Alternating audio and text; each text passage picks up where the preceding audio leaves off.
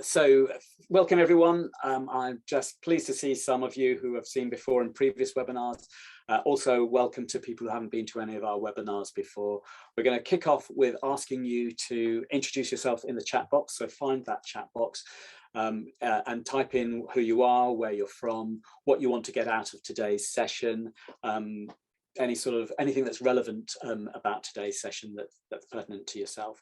So that just helps us to get a flavour of who's in the room, what experiences there are out there, and we can sort of adjust the conversation as we go along to take that into account and make this feel much more like a live experience and something that involves you as well. We're going to have a question and answer session.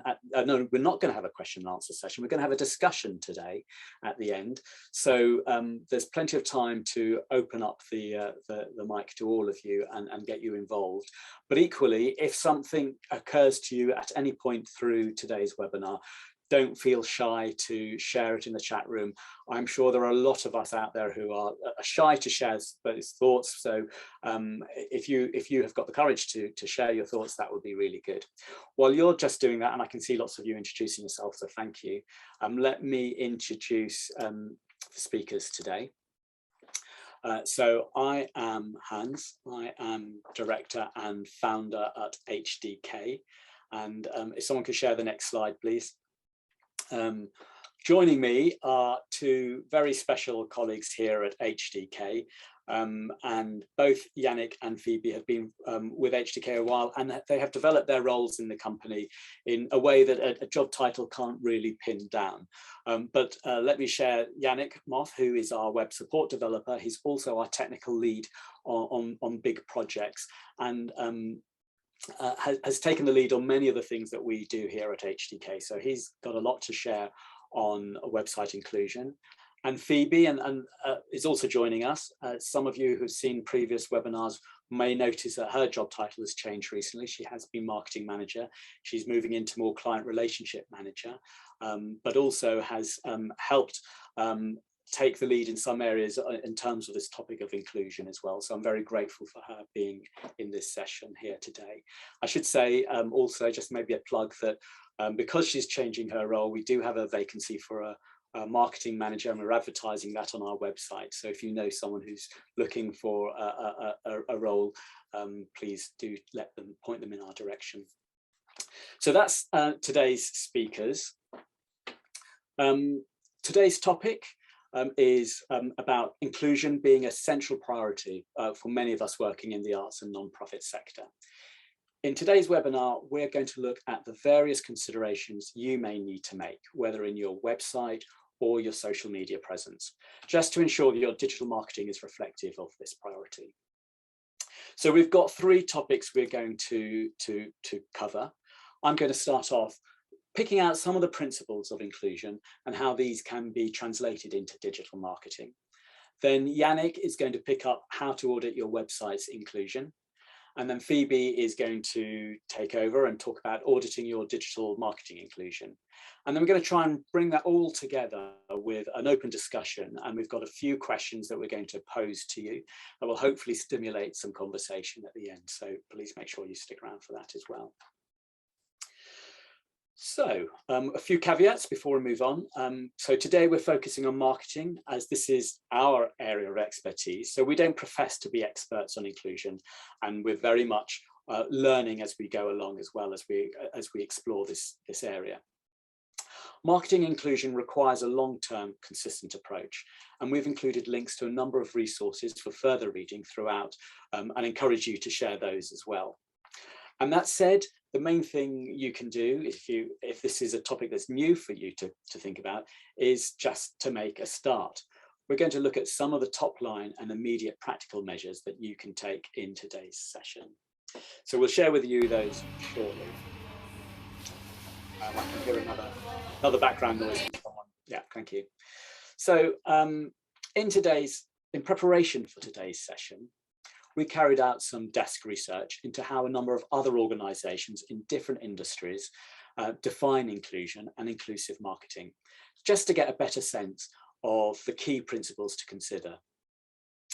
So first, we will discuss some of those principles that we've drawn out before moving on to look at how they can be applied to a website or a digital marketing campaign. Now, if you'd like to do some further reading, and we encourage you to, here are some resources that we're going to share in the chat now, and they come from organisations like the Arts Council, Google, British Council, Forbes and Medium. And of course, these are large organisations that can invest more time and thought into these. And so for a lot of our arts organisations that are working on small teams, it's helpful sometimes to use these as shortcuts to developing your own thoughts and practice in this area. So if we haven't yet, I think we can see, yeah, those links have been shared. So don't worry about going off to those now. You don't have to, we'll make sure that those are shared on the website. They'll be there throughout the session, and maybe just bookmark them for now and explore them at a later moment. So those are some of the sources that we've been using in preparation for today's session. So it's important to understand that inclusion is far-reaching. It encompasses a range of factors. And it's important that we work to make sure our websites and marketing campaigns are usable, are accessible, and engaging for as many people as possible. And there are a number of ways that you can begin to do this, and we're going to touch on some of those later. So a key principle of inclusive marketing is authenticity, or ensuring inclusion from the beginning of a project through to the marketing. Now, we have found a useful analogy while researching for today's session from Ghislaine Santiago. Now, she just happens to be a CEO of a Filipino jewelry brand called Cambio & Co. But it's more interesting that she's a content marketer specializing in authentic storytelling. And Ghislaine advises that brands should approach authenticity the way that chefs use salt when cooking. Now, we're all foodies, or a lot of us are foodies in the office, so our ears prick up at these sorts of things. And this will help you to avoid being performative with your inclusion. So I'm going to read out the quote. I've put a bit of the quote on there just for reference later in the video, but I'm going to read it out, and please indulge me. I do really like this quote. People who cook a lot don't just use salt at the end, but you actually use it at the beginning, the middle, and then again at the end of the process of cooking. That really changes the flavor. You end up with something that's really deep and rich, and the salt brings out the nuances in terms of flavor of the dish. But if you're someone who doesn't use salt until you sprinkle it on at the end, at the very end, then what you end up with is something that just tastes salty. You know the salt is there, you can see it, it's obviously apparent that you use salt, but it is very different from baking it into the whole process. I'll let you think about that and try and make the connection for a moment. What this analogy illustrates is that inclusive marketing starts with including people from the communities you're trying to reach in the full process. When the work you're marketing is created by, with, and in consultation with these communities, your marketing campaign will have a sense of authenticity that better connects with your audiences. Now, over the years, we've done that with clients. For example, clients particularly trying to reach young audiences. We've worked with companies like Drake Music and Stop the Gap to include communities within the whole process of building the website. So that's something we're going to explore as well. Another key that we drew out from our research is consistency. So once you identify the communities your organizations want to prioritize, it's important to build a plan for how you will engage with them in the long term. Take your digital marketing campaigns, for instance. It's great to celebrate a specific audience when the rest of the world is talking about them. You know those occasions like awareness days, holidays, or months dedicated to them. But you won't connect with them if that's the only time that they feature on your social feeds. So create meaningful relationships with different communities by showing you see and you support them in the long term. And finally, a principle that's important to discuss with your wider organization is that inclusion continues beyond your marketing. If the programming and the marketing teams do their jobs and make a specific community feel welcome to come along to an in-person event, it's important that that in-person experience reflects this. However you want your audiences to connect with your organization, it's important that all departments are committed to creating inclusion every step of the way. And today we're going to look at some of the ways you can audit and improve your digital marketing inclusion. And with that, I'm going to hand over to my colleague, Yannick. Great, thank you, Hans. I'm just going to check, does my sound okay? Just I noticed that it was, okay, great. So I'm going to talk about how to audit your website's inclusion. So before I kick off, if you do have any questions as we're going through, just pop them in the chat and we'll make sure that we get onto them. So we're very much looking at the chat, so do feel free to put in any questions there.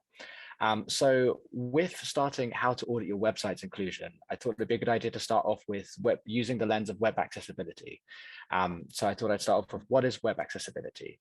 So web accessibility is the practice of designing and developing websites and web technologies so as many people as possible can use them.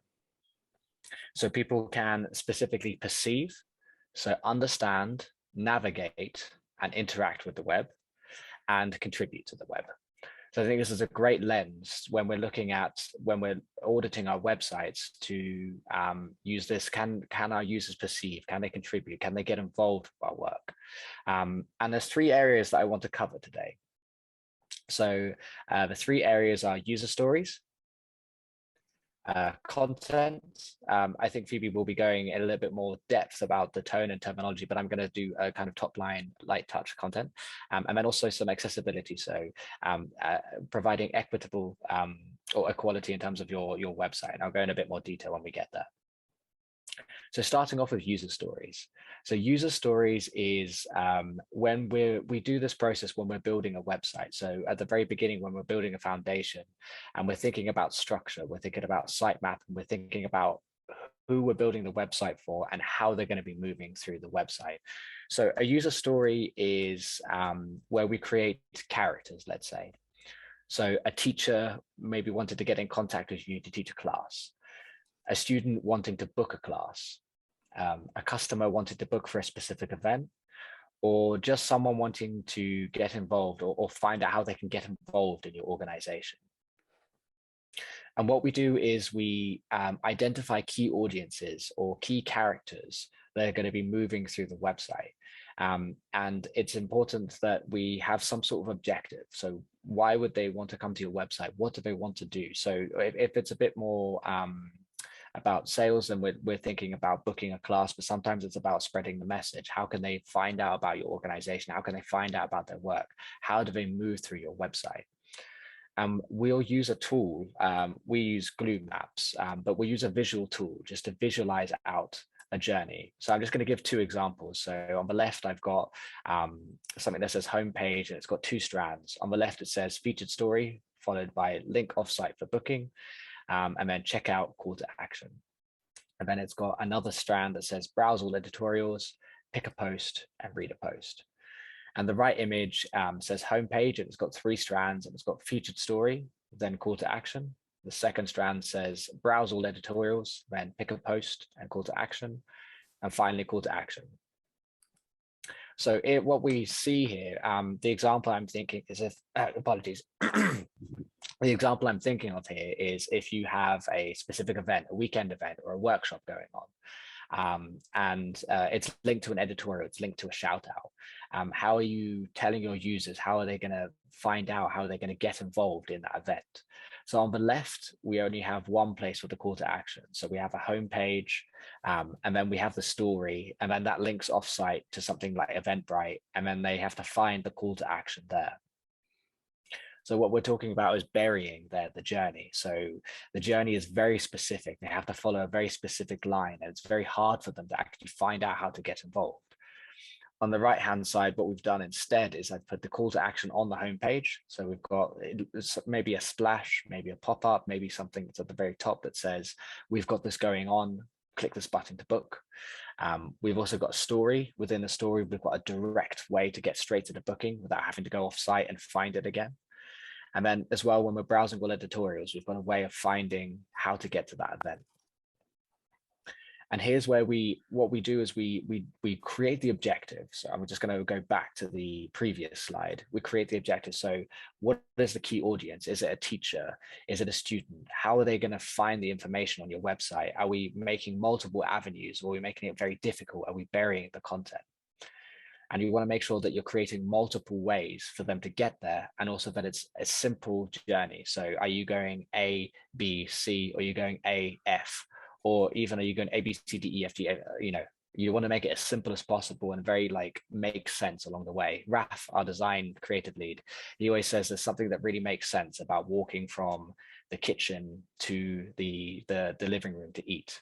You cook in the kitchen and then you walk through and you eat in the living room. And this is really the image that we're looking for. We want people to make sense, that when they land on the homepage, perhaps they see everything and then they pick where they want to go. And there's a journey that makes sense.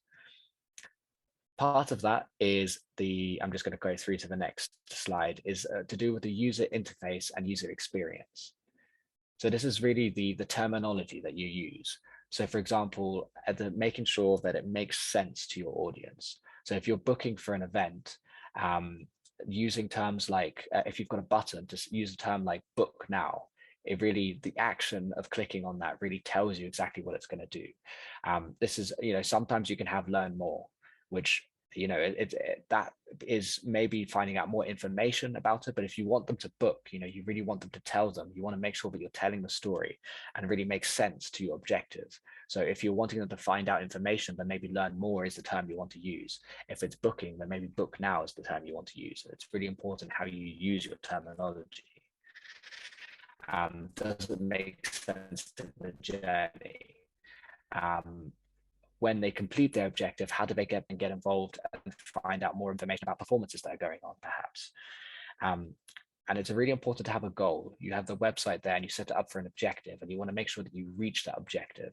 And having those structures in place allows you to create this thinking about the website and how people are moving through your website.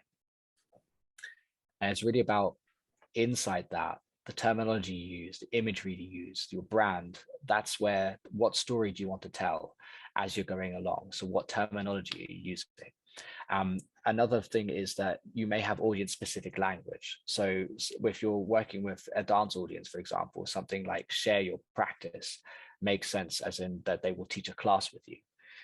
But that may not make sense to a general public. But again, it comes with, what is your goal with your audience and what story do you want to tell? So if it is that you want to tell a specific story to a specific audience, making sure that you enable that language on your website. So the second part that I want to go over is web content. So there's a lot to talk about in terms of your tone, language, and the way that you express online through text. But I wanted to point out and remember to keep in mind digital accessibility. So this is that not everybody has the same access to the internet. So there's good Wi-Fi, there's bad Wi-Fi, some people on data plans, and also carbon consciousness. So making sure that when we're serving websites, that they're as lean as possible, so that more people can access them, more people can load them, and more people will stay with you. And this really comes down to how you use images and video. I've put here overusing images and video, and I've put the overusing in quotation marks. And the reason is that it's about overusing. So it's not about not using, but really making sure that when you use an image and you use a video, that there's a very clear use, that there's a very, as an objective or something that you want to make it part of your story, that it's contributing and adding value to the narrative that you're wanting to tell. So this story, as people are moving to the website, what images are you using? What videos are you using? They're important so long as they're bringing value to your narrative. And I always say to make sure to be wary of overlapping images. So if you have multiple images on one page, it can become difficult to focus on which image is telling a story, which image is giving a message. And then the image or the message that you're trying to tell, or the story that you're trying to tell, becomes maybe blurred, or maybe you begin to bombard the audience. But then if that's part of the narrative, if you are looking to bombard your audience and interrupt your audience, then perhaps that is what you're going for. So it's about how you bring value. And then it's more about a conversation there, a step back, talking about strategy and how you want to interrupt the user and making sure that people still get your message. So I always like to say, be wary of overusing images and video, but it's not about not using them, but just making sure that when you're using them, they're really part of the story, about this narrative of the user stories and the characters that are moving through your website, or audiences perhaps. And remember that we're looking for it to be perceivable, so they can understand your message, that there's a way of that users can access your message, so that it's received, and then they're able to contribute to the web. So they can get involved, they can contact you, they can add a comment, they can somehow be a part of that web. And the final thing that I wanted to go through is Web Accessibility 101. So providing equitable treatment for anybody. So if you need to use assistive technology, that your website is enabled and you're able to use assistive technologies on your website. So this is really going to come down to the way that your website is coded. We have done other webinars on accessibility for web. You can have a look at them on our website, but the bare bones is that it's mostly down to how the website is coded. There are things that you can do in terms of your language, and we go more in depth in that webinar in terms of what you can do. But I just want to point out that if you're with Squarespace, then it's going to be down to Squarespace and how that's coded. If it's Wix, if it's WordPress, it's going to be down to a developer. And making sure that they're building structures to make sure that it is accessible, that it is enabling assistive technologies and accessible assistive technologies. There are some things you can do. So if you can put it through your website through accessibility checker. So we've got one that we use quite often. It's called WebAIM. It comes from the WCAG, which is the guidelines for web accessibility. We'll pop a link in the chat. And this will give you, if you are working with a web partner, this will give you a way of being able to check, making sure that you're, that the agency, if they're, making sure that you hold them accountable, they hold themselves accountable to themselves, and they'll give you some language to be able to say, can you check the semantic HTML? Can you, I see these errors, can you let me know what this means? And just giving you the language to be able to check their work. And the other thing that you can do is alt tags. So alt tags is alternative text for images. So if anyone's using assistive technology to read out information from an image, it'll read out the alt text. So making sure that you're keeping on top of your images and that they've got clear alt text that describes the content of the image. And it's always, with these practices, it's best to do them as you go along. Because if you leave it and then you have 100 pages and 500 images that you have to go through, it can become very difficult to audit your every single image and get around to doing it. And especially, with things that are moving so quickly, it's just good to get into practice of always adding the alt tags yourself as you add an image, and then that will make sure that then you're enabling assistive technologies to be able to read your website. And I've put thinking about content, so making sure that the terminology that you use and the language that you use makes sense to your audience, and also has the tone that you're looking for.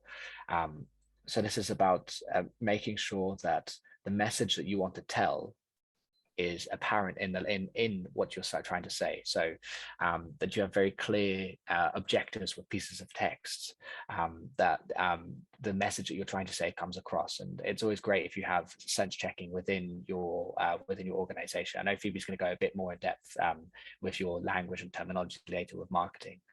So I wanted to point out that the terminology that you use, it really links into this user story. What's the narrative that you want to tell?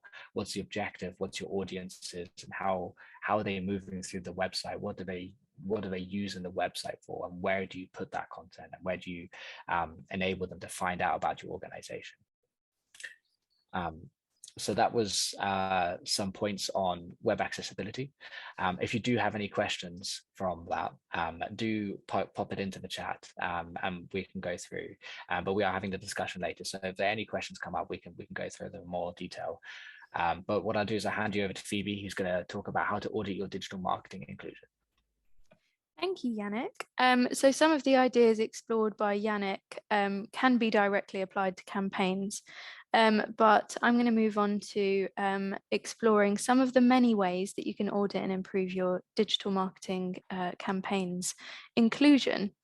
So just so that you know what to expect, we are going to touch on, as Yannick suggested, language and captions, creative content, engaging with local communities, and measuring your impact. But first, language and captions. So a lot of the messaging that we put out as part of our campaigns comes in the form of written content.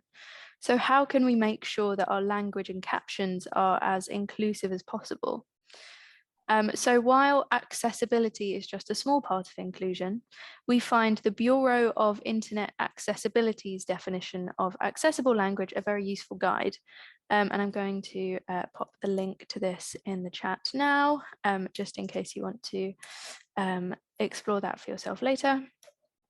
But they define accessible language as language that accommodates people of all ages and abilities, including those with cognitive disabilities, people with low literacy skills, and speakers of English as a foreign language. So when language is too complicated or obscure, it can cause some people to have difficulty participating in your content or to feel excluded from it, whether it's on your website, social media, or any other marketing platform.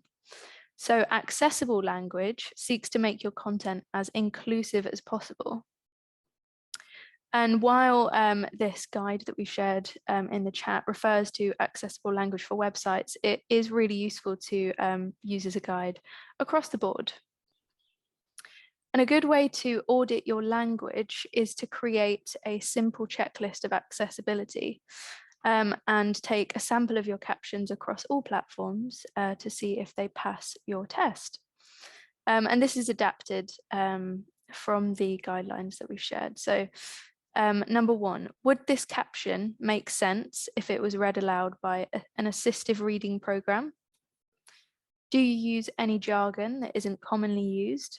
If so, have you provided a clear, simple definition so that people are able to understand that? Does your copy contain any abbreviations? If so, have you provided what the abbreviation stands for? And could someone with a lower secondary reading level understand the caption? And this one will differ depending on your organization and the people that you are including in your marketing. So if you go through that checklist and your captions pass, great. If not, how can you make sure that they do moving forwards? So we recommend that to maintain your language accessibility, you save your checklist somewhere like your digital marketing calendar where you write your captions, and share it with team members, include it in the onboarding of your team members, and let them know that you're aiming to follow these guidelines with all of your written content. You can also schedule periodic audits, so once a quarter or once a month, depending on your capacity, to make sure that you're maintaining this level of accessibility in your language. So next we're going to explore creative content. So how can we improve the inclusion of the images, videos, podcasts, and other creative that we share as part of our campaigns? So first, we are going to discuss their accessibility and how we can check that. So for visual content, this is also something that Yannick touched on already. Are you including alt text or image descriptions where possible? This provides a short written description of the image or the video for anyone that's using a screen reader.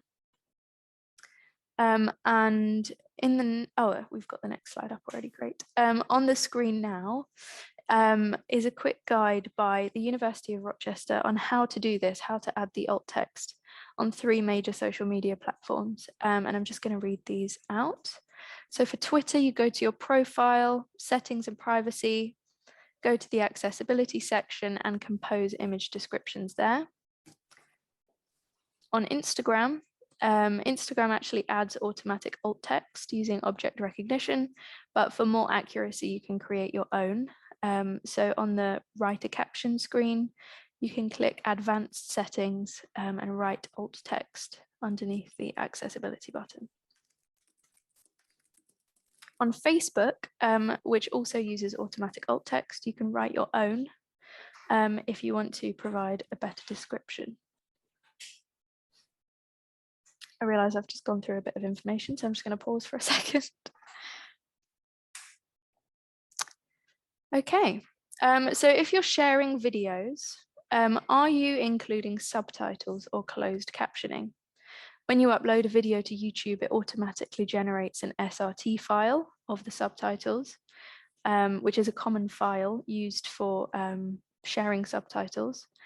And YouTube allows you to go in and edit that to make sure that it's accurate, which is really helpful because then you can go in and you can download it for use on other platforms like Facebook and LinkedIn. Are you also using camel case when you're writing your hashtags? This basically means capitalizing each word in a hashtag. So if you were writing hashtag camel case, you would capitalize both C's, so in camel and case. And it's called camel case because each capital letter looks like a bump. And it basically makes them easier to understand when using an assistive reading program rather than being like one long kind of merged word. So it's not just about accessibility, it's also about making sure the content of your visual assets is inclusive. So when you're working to make your imagery or other visual assets more inclusive, have a look and ask yourself, who is missing? Can everyone see themselves reflected in your campaigns? Underrepresented groups are often excluded from marketing materials, so it's our job to try and correct this. But how do you start to do that? Use models, or ideally real people, that reflect the diversity of your audiences. And when you include a specific community, consider the various stereotypes that exist surrounding them, and make sure that your marketing visuals work against these stereotypes. Something that Yannick mentioned earlier is tone. So make sure that you're reflecting on the tone of your marketing visuals and whether you're including people in an authentic and respectful way. Next, we are going to explore how your marketing connects with local communities. So over the last couple of years, a lot of organizations have been working on expanding the scope of what you do to global audiences. Because of the pandemic, we've been able to take a lot of our work online, but it's important to make sure that we remain connected with the local communities that we're trying to serve. And something that a lot of you will be familiar with already is the Arts Council's Let's Create strategy. And in that strategy, they outlined how they intend to work to create what they call cultural communities. And I'm going to read aloud a little section from that, which will also be on the screen in just a moment. So they say, culture and the experiences it offers can have a deep and lasting impact on places and the people who live in them. Investment in cultural activities and in arts organizations, museums and libraries helps improve lives, regenerate neighborhoods, support local economies, attract visitors and bring people together. And to do so, we must have a shared commitment to removing the geographic, economic and social barriers that currently prevent many people from taking part in publicly funded cultural activity. And there's much more detail on that in the Let's Create strategy, which again, I'm sure lots of you have explored already, but we will share a link to that in the chat shortly. So how can you actually work to engage local communities in your work through your marketing?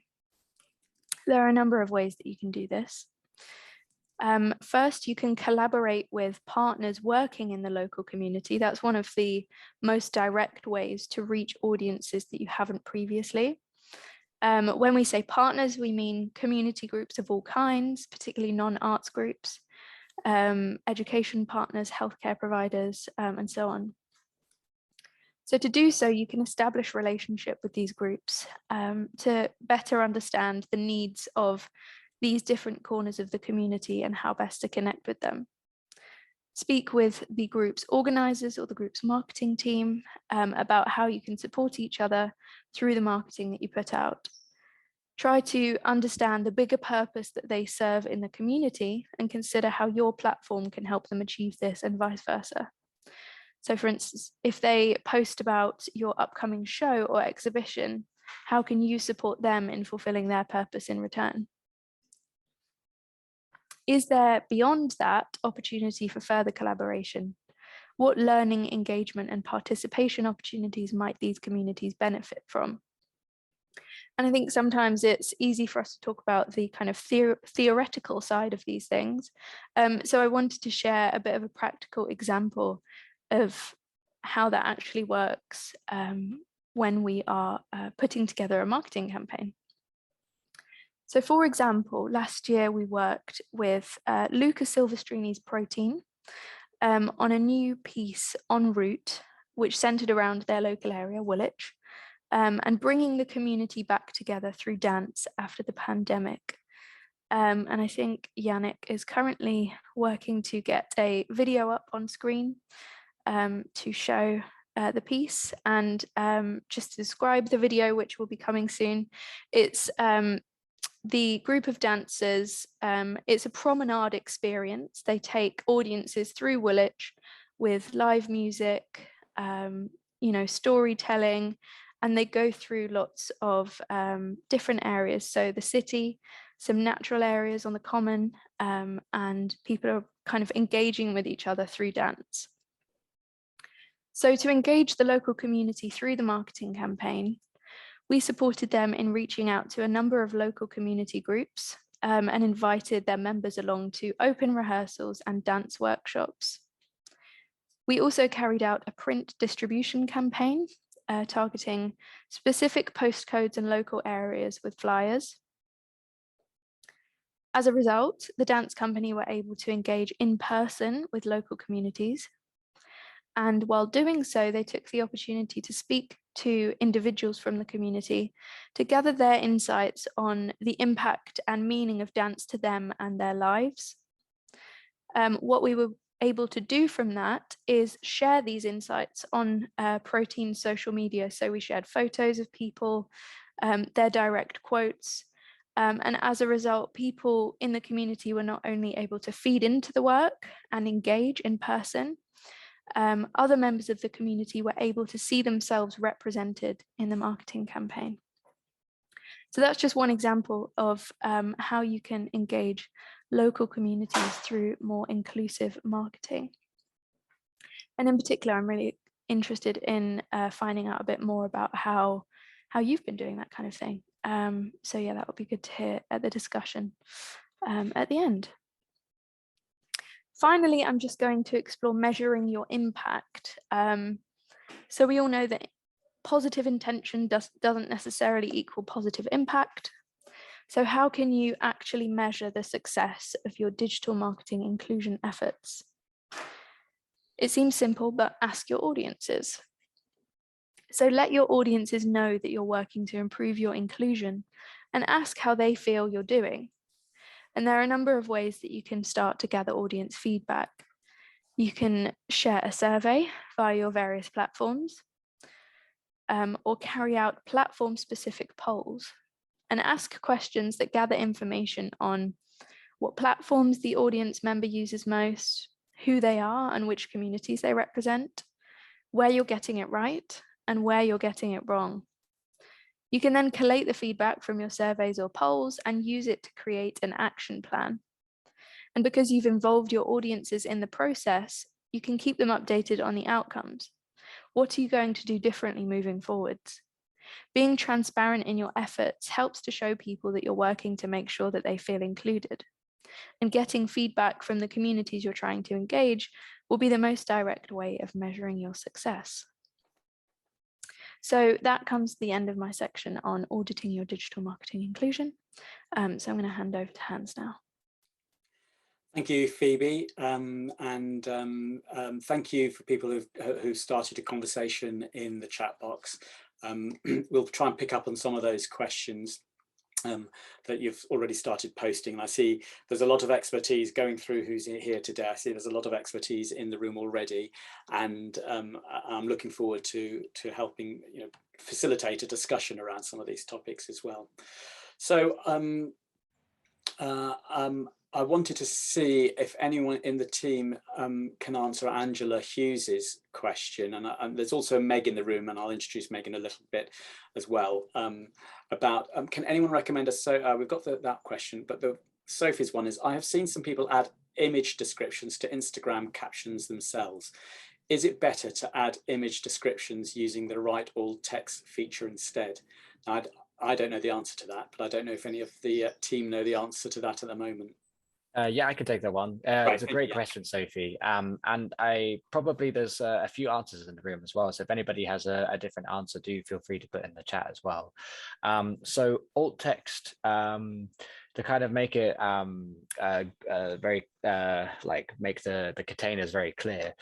Alt text is more about assistive technologies, so something reading out to people, whereas image description, the use case would be someone who's partially sighted, who can perhaps pick up most of the image but can't pick up the rest of the details, so then we'll use the image description to build the rest of the picture. So alt text for assistive technologies, image description for bringing out the rest of the content through text. So it can be to help assist those kind of ways. So in general, they work hand in hand. If you're enabling that kind of audience, then you want to use both. Great, thank you, Yannick. And Gabrielle says, are image descriptions in a comment under the post useful? It depends on your audience and what you're looking to achieve. Under the post, or do you need them in the caption? So she's developed that. Are image descriptions in the comment under the post useful, or do you need them in the caption? Yeah, you picked up on that.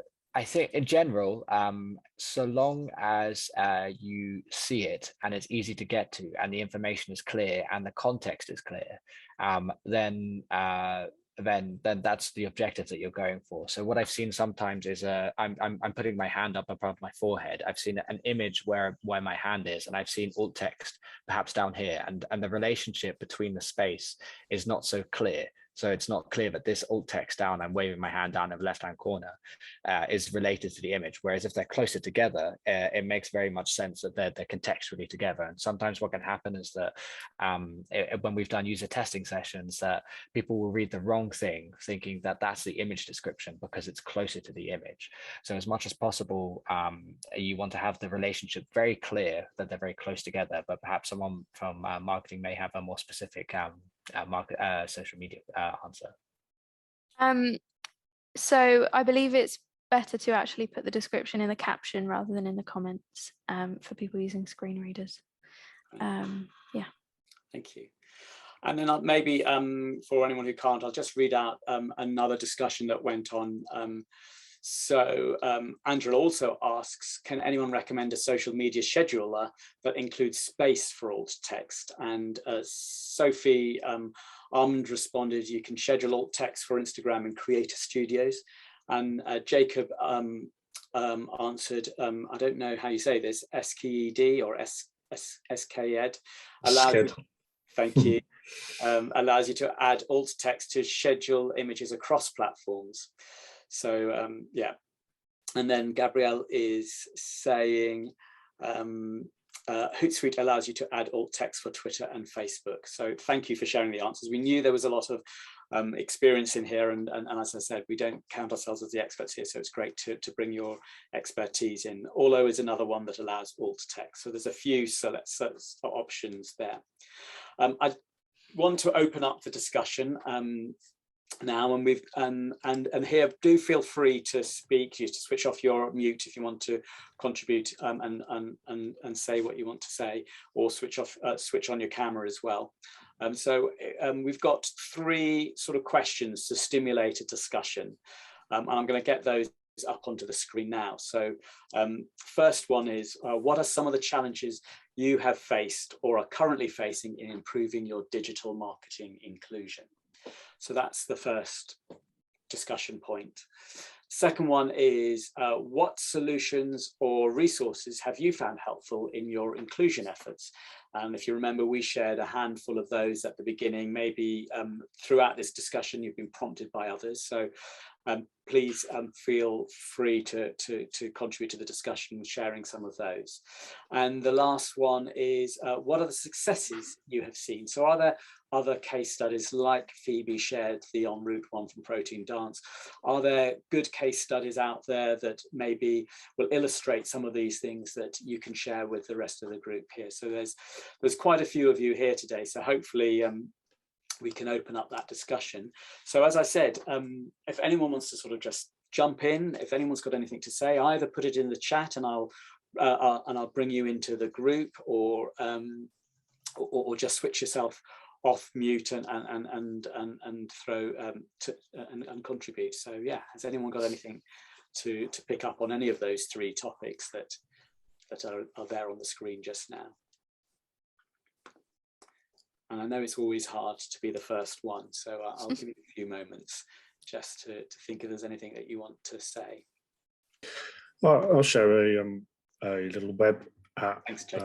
That's just come across around kind of readability. It's called Hemingway Editor. You can copy it, you can put in copy into it, and it will kind of give you an auto grade and guidance on how you can change it, and you can change it real time, and it's quite a useful thing to play around with when you're thinking about plain English. And I'll share a link. I'll share a link in the chat. Great, that looks really good. Thank you. That looks like, is that Yannick trying to get that up on the screen as well? Yeah. For other people to see as well. Great, thank you for that, Jacob. And yeah, that link's there now, and we're having a look at it. But that's really useful. Is there anyone else that we can draw into the conversation just now? Any of those things? Another tool which we use sometimes. We work a lot with contemporary ceramicists, so sometimes the interpretation panels and the artist bios can be quite jargony, which we have to rewrite. And there's an organisation called Plain English Campaign, and they've got quite a few free guides which have been really useful in just thinking about how we restructure the sentences and how everything's broken down. Yeah, they've got really tips for clear websites, yeah, all different things. And Jessica asks, will you send us these links afterwards? I'm having problems copying from the chat with a screen reader. Maybe Zoom needs to improve some accessibility. Yeah. Yes, fair point. And yeah, we do write this up, and we will be definitely sharing them on the website afterwards. And I think, Phoebe, do we normally? Yes, yeah. So when I send, I'll follow up once that's done. It'll be in a couple of days' time. With a recording. I'll include the links of anything that we've mentioned today as well. Great, thank you. Laura asks a question. I wonder if Laura, do you want to ask your question in person? Oh yeah, okay. Hi. So I just wanted, this sort of slightly off marketing, I suppose, but whether we've been using Zoom enabled captions for kind of live online events, like I've got them on here as well. We've also tried Otter AI, which we kind of thought was better because you could download the transcript, but it didn't seem to work as well for webinars. And we've also used live captioners, but we found that they couldn't really keep pace with the actual conversation, so that didn't seem to solve the problem. So I just wondered if there was kind of best practice around this, or if, I don't know, we're not using the right tools. I mean, we use Otter AI as well occasionally. I certainly have been using it on my mobile phone for meetings and things, and it's definitely not perfect. I will also say that we did do a live, I can't remember the name of the company, and maybe I can find it for the notes, but we did use, rather than an AI version, a human version. They were actually based in America, and they live captioned a live stream we did at Sadler's Wells once, and that, you know, you get the benefit of humans doing it. I'll see if I can find the link, and it wasn't that expensive for a live event. But yeah, in terms of best practice, I don't think, you know, we can say. I think that's for anyone else to sort of chip in today. and say if they've got any sort of thoughts on this as well, because I think that's quite a useful point. Laura, do you have audiences that you're working with that use the live captions features? Have you had feedback from them? I find normally this is a great place to check the technologies. Yeah, we have had feedback from people. I think Zoom captions have improved a lot over the last year, actually. So we had feedback kind of a while ago that they didn't feel like Zoom was good enough, which is when we kind of moved to Otter. But it just sort of seems like everything is not quite perfect. We've done a few live events. Well, some of them it was really expensive to get the a human captioning it, and then it was quite a lot out. The time was quite a lot out, so that just looked a bit strange. And it was I use subtitles myself if I'm watching television or something, and to me it was like a really jarring experience to read different words to the ones I was listening to, so I didn't feel like we should continue doing that. But I'm not really sure if there's it'd be good to have a link to any kind of good live captioners, probably. Yeah, it's there's a lot in there, and I think there's a lot I agree with in terms of like Zoom. I remember when we first started doing live captionings on Zoom, and it wasn't what it is now, and it's something that said that technology is always improving, so it's always good to check technologies again and see where they're going at. As a use case, I was teaching some dance classes over Zoom, and I used the live captioning feature for that, and I had some successes, but like you said, there's a little bit of a disconnect between some of the words sometimes. So what we found very useful was to offer the content in a recorded fashion afterwards, and then tweaking the alt text, tweaking the subtitles, so that then you had the live version, also the pre-recorded version. And then when you upload to YouTube as well, you have the ability to change the captioning there as well.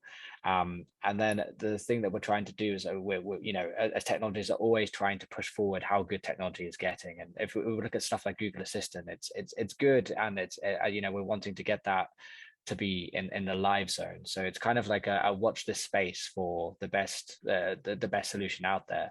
I agree, Otter is also very good. Sometimes it takes too much information, so then you have to then dilute the information. Zoom is good, YouTube is good. Having live, I think the important thing is that we have many options, and then when we're providing content, that we provide multiple and the ability to choose, and as again, it just comes to some people. I'd recommend speaking to kind of experts in the field, such as Stage Text, around the different options and where things are. I think there is always going to be some errors in the live, but I think maybe it's also about the audience understanding that's the case. And as you said, then being able to have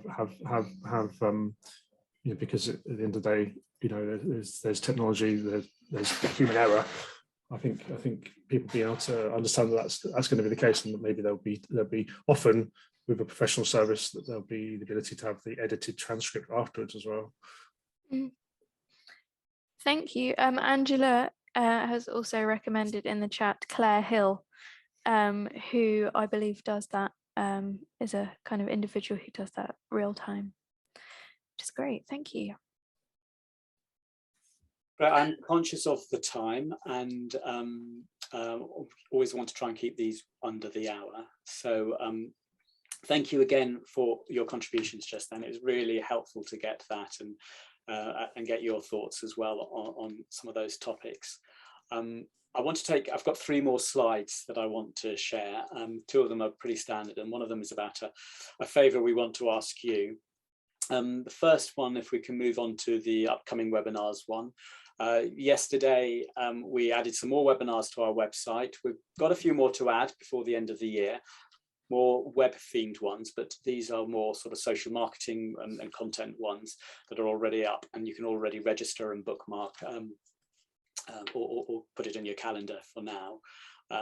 Also, not on the website quite yet, I don't think, is the fact that we are talking at the Arts Marketing Association conference. Looks like we'll be on the Friday, and we're going to be talking about a voyage to the metaverse. So it's really about the future of the internet, about how we use web technology, and particularly focused on the arts and culture sector, and in particular on arts marketing. So if that is something that you're interested in, the future of marketing, how you'll be doing your jobs in 5-10 years time maybe, please come along to that.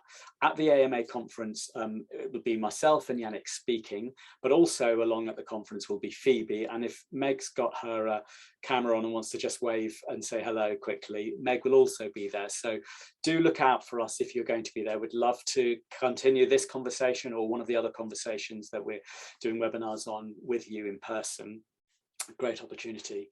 So bookmark those webinars. I also want to just highlight that we have a newsletter. We share blogs and case studies and information about future webinars. So I think the link to the newsletter should be coming onto the screen shortly, and it's always available on our website as well. So look out for that. And I did say I've got one favor to ask you. As part of our planning for our session at the Metaverse, we have created a survey that we want to share with the industry. We want to get as many people in the arts and culture sector, particularly arts marketing, completing this before we do our presentation in July. And that is your current attitudes and thoughts about the metaverse. We don't want you to do any research or come back with any clever answers. So we're sending that out through the AMA next week and through our own email list next week.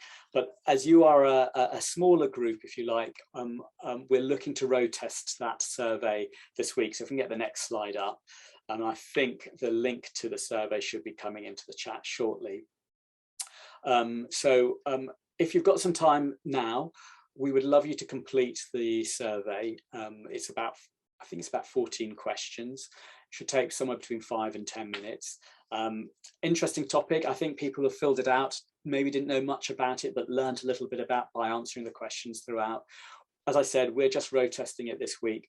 We would love your feedback, and there's an email, there's my email at the top of it. So if you've got any feedback on the survey itself, not just the actual topic, but the survey and how we've structured the survey, and you would like and you're happy to share that with me, there's a chance for us to incorporate some of that feedback before we roll out the survey officially next week. So yeah, the link's in the chat. So please, if you've got a few minutes, we'd really appreciate your feedback and your participation in that survey, and we'll generate some another webinar about it probably later in the year, plus talking about it at the AMA conference. So that just remains for me to say thank you for joining us. We really do appreciate you coming to this and contributing to the conversation.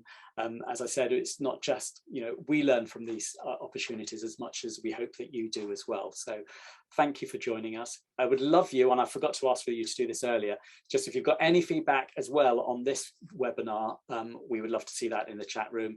It helps us to prepare and improve our webinars in the future. So if there's something that you learned that you got out of today, please add it into the chat box. We'll leave the session open for another minute or so, just for you to add anything that you want to. Otherwise, we'll just take the opportunity to say thank you very much, goodbye, and we hope to see you at a future webinar. So goodbye.